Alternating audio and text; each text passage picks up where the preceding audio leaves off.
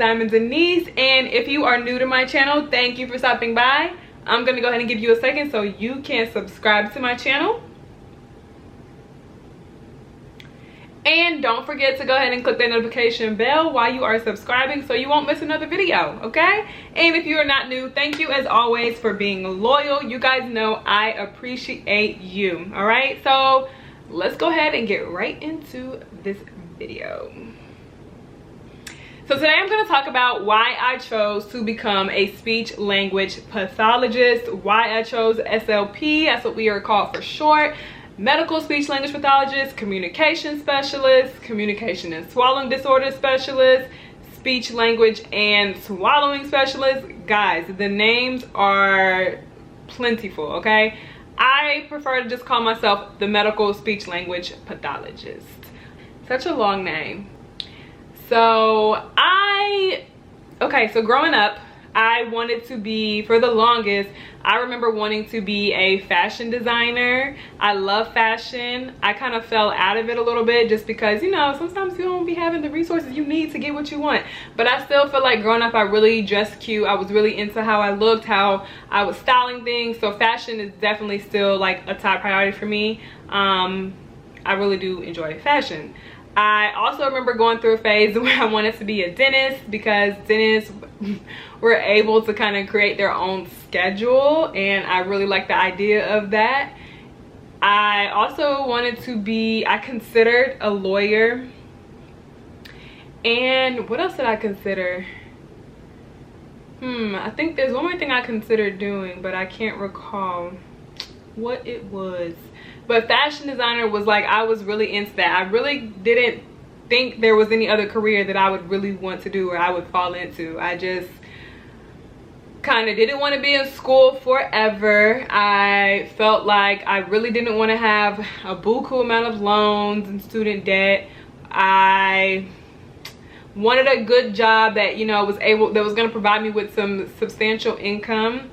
I also wanted a job where I would be helping others, making others feel good, providing service to others. I really like being able to do things for other people. Towards the end of high school, I was just having trouble just making a decision. I kind of had already weeded out the other professions, but I did know for sure I wanted to go and do something medical. But I just kind of didn't know what route I wanted to take. I feel like I would have been good at any route, but you know, I just couldn't decide. So one day we were sitting around the house. My mom actually told me about a friend of hers that had a daughter that was a speech language pathologist. So I was like, okay, like, what is that? What do they do? I kind of looked it up and it sounded pretty cool. I looked at the salary and it was pretty nice. I looked up kind of the options of where they have to work, like the job market for speech language pathology, and it seemed like it was it is a high need for a speech pathologist. So I was like, okay, I'll do that. That's kind of how it was. I was just like, I'll do that. So then I went to college and I took, well, before I even went to college, I started shadowing a local speech therapist in the area that I lived. So I got to like see how she kind of worked, how she was, you know, doing business, learned a little bit from her. I liked it. I went to college. I took, my first class that I took was phonetics, and I really enjoyed it. I fell in love with being able to transcribe words. Still didn't really understand the profession, but I enjoyed that class, and I said, okay, this is something that I could definitely see myself doing. I later had an opportunity to help out with a child that had cleft palate surgery. After he received surgery, he did not receive speech therapy services. He compensated a lot of sounds and the way he was producing sounds, so his speech was really unintelligible. So I was able to kind of work with him a little bit, slowly start to improve, but he definitely needed some more therapy and a little more intense things of that nature. So I was seeing him for a while, and like I just fell in love with helping him and how happy he was and the improvement that I was seeing, and I was like, this is my field, this is what I am going to jump into, this is for me, I love it. once I got into it, started taking undergrad, honestly, undergrad, I kind of just, I don't know, I feel like I didn't really learn a lot about the field in undergrad. I kind of just, you know, I stuck through it. I stuck with it. I feel like I was learning, but it was really hard to just take the material you're learning and really apply it, because in undergrad you're doing a lot of book work, and then you have to shadow or observe other people doing things, and sometimes you just observing, you're kind of like, okay, I see it, but I don't really see it. I know what you're doing, but I don't really know what you're doing. So that's kind of how it was for me. Like, I understood it, I saw it, I knew that I was going to be, you know, able to really do well in this field. Then I took a year off from grad school because I didn't get accepted into a graduate program. So during that time, I had plans to like move away and do all this stuff. My parents kind of talked me into moving back home. So I moved back home. I also shadowed a speech pathologist and kind of followed her through, you know, her daily routines and what she does.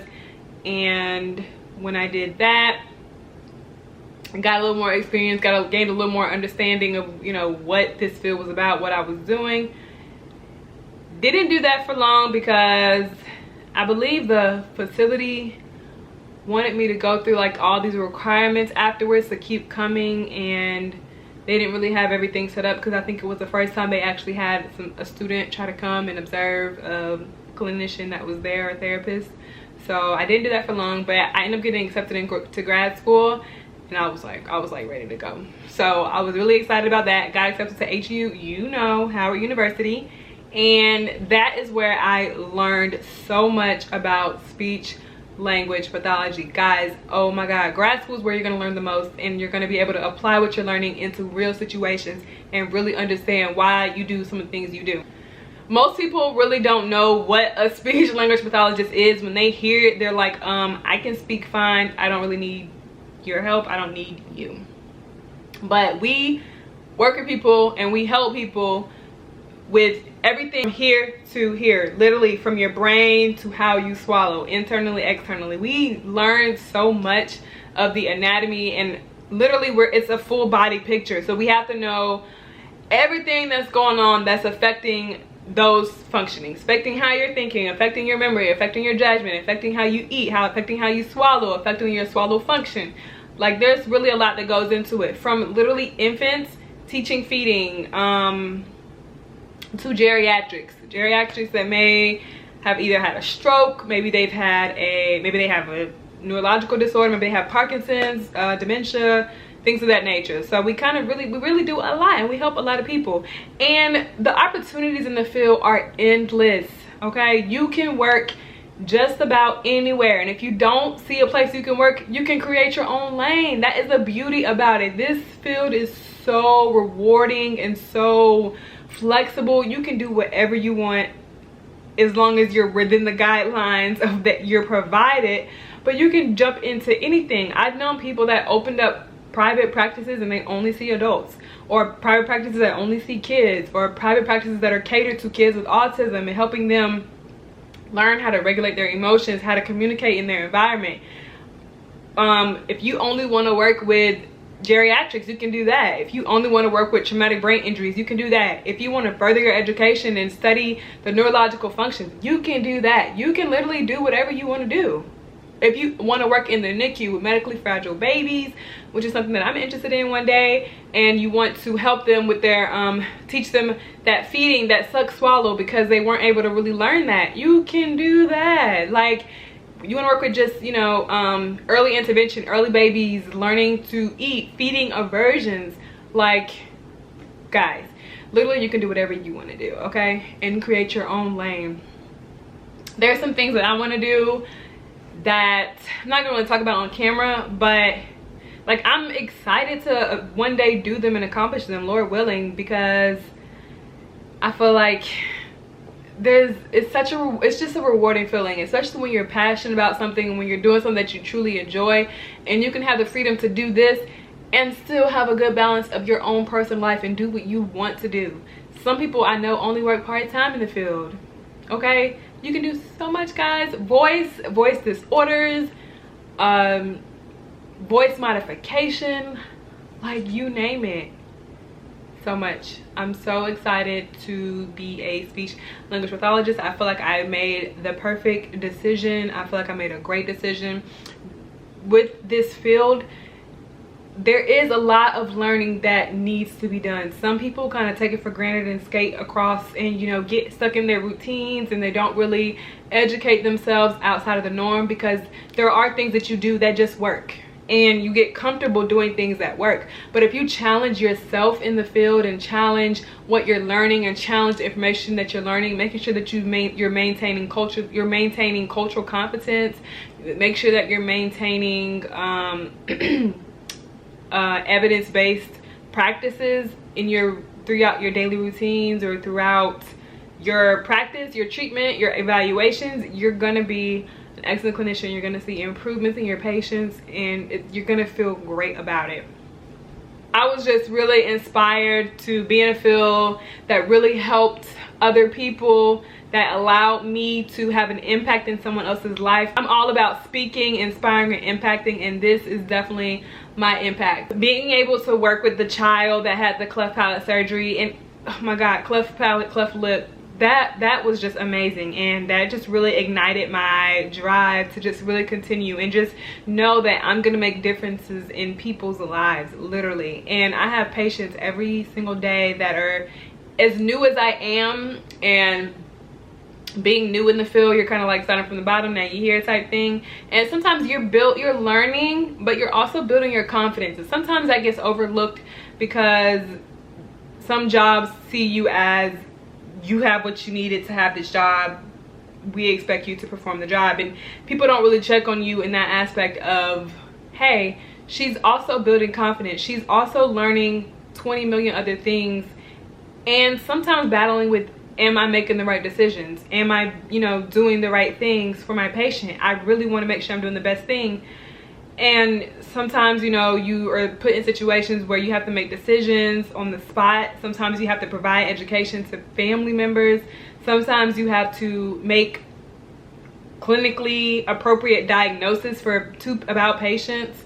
And that can be a lot for a new clinician as well. If you don't know anything about speech language pathology, I encourage you to Google it, look it up, because it can be a great field. If you are interested in anything, a medical field that allows you some flexibility, that allows you to make differences in patients' lives, that allows you not to be in school for 8 years, and that allows you to have a real impact, first-hand impact. If you're looking for something that's going to be challenging, somewhere where you will be able to grow, somewhere where you will be able to have the flexibility to get a job anywhere, literally anywhere, it's going to be this easy to get a job. Look into this field. I definitely encourage you to come. If you are a African American, there are not a lot of African Americans in this field. There are not a lot of African Americans in the rehab field. There are not a lot of African Americans in the medical field. So I encourage you. I'm definitely an advocate for, you know, this field, and definitely trying to get it out there to the younger generation, so they are aware about it and know about it, and know, hey, this is a route I can take as well. This is an option where I'll be needed, whether it be PT, OT, but definitely speech ST, okay?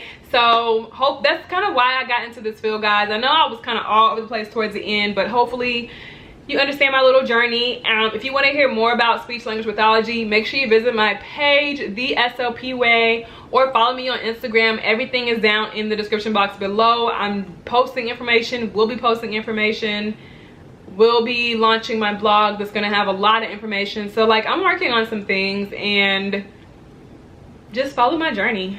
Hopefully you want to follow my journey. Hopefully it's interesting enough for you to follow.